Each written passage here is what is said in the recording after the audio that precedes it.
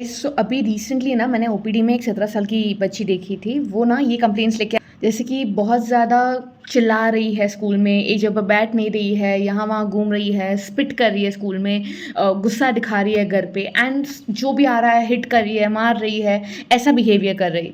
तो जब हमने उससे पूछा कि आप ऐसी चीज़ें क्यों कर रहे हो? बात करने में वो टोटली नॉर्मल लग रही थी जैसे हम बात कर रहे थे। तो हमने उससे पूछा कि आप ऐसे क्यों कर रहे हो? तो उस तब उसने बोला कि मुझे बार-बार कंटिन्यूअसली वैसे विचार आते हैं कि मुझे ऐसे विचार मतलब चित्र दिखते हैं जिसमें सेक्सुअल इमेजेस दिख रहे हैं बार-बार और मुझे पता लगता है कि मुझे क्यों दिख रहा है, तो मुझे बहुत गंदा-सा महसूस होता है, इसलिए मैं बार-बार स्पिट कर देती हूँ। तो उसके वो सेक्सुअल इमेजेस की वजह से जो डिस्ट्रेस हो रहा था, वो रूल आउट करने के लिए वो बार-बार स्पिट कर रही थी। एंड उसे बार-बार ऐसा फ़ील हो रहा था कि मुझे ना अपने भाई को मारना चाहिए, आई शुड स्टैब हिम, ऐसे ऐसे विचार आ रहे थे, जबकि वो अपने भाई से बहुत ज़्यादा क्लोज़ थी।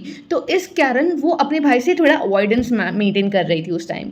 और जब पेशेंट अकेले में होती थी, तब पेरेंट्स ने देखा है कि वो अपने आप से बातें करती रहती थी, भगवान का नाम लेती रहती थी, सॉरी बोलती रहती थी, जैसे कि उसने कोई गलती करी है, ये सारे विचार आने। और जब हमने फिर उसके बचपन में देखा, तब उसके बचपन में उसके ग्रेड्स, उसकी फर्स्ट ऑफ ऑल डिलीवरी से लेकर जब वो पैदा हुई थी, तब से लेकर उसका डेवलपमेंटल डिलेज़ दिखे हैं, उसका बर्थ क्राई भी डिलेड था, उसका जन्म भी 9 महीने से पहले हुआ था एंड चलने में डिले था, बोलने में डिले था। इवन उसको 10th क्लियर करने में 2 अटेम्प्ट्स गए थे, 12th क्लियर करने में 2 अटेम्प्ट्स गए थे। सो ये इंडिकेशंस हमें दिए कि शायद से उसके आईक्यू डेवलपमेंट में, दैट इज़ इंटेलेक्ट का डेवलपमेंट में डिफ़ॉल्ट्स हो सकते हैं, डेफ़िसिट्स हो सकते हैं। तो जब हमने उसका आईक्यू टेस्ट करा तब हमें 60 आया, which is the meaning of mild intellectual disability.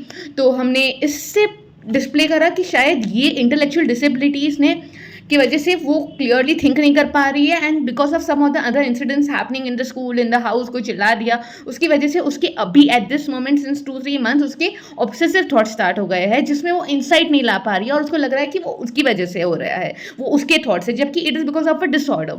So in such cases rather than more than a diagnosis, giving the diagnosis कि हाँ ये ओसीडी है या फिर ये इंटेलेक्चुअल डिसेबिलिटी है, it's more important to understand कि वो इंसान उस लेवल के डायग्नोस्टिक तक कैसे पहुंचा है।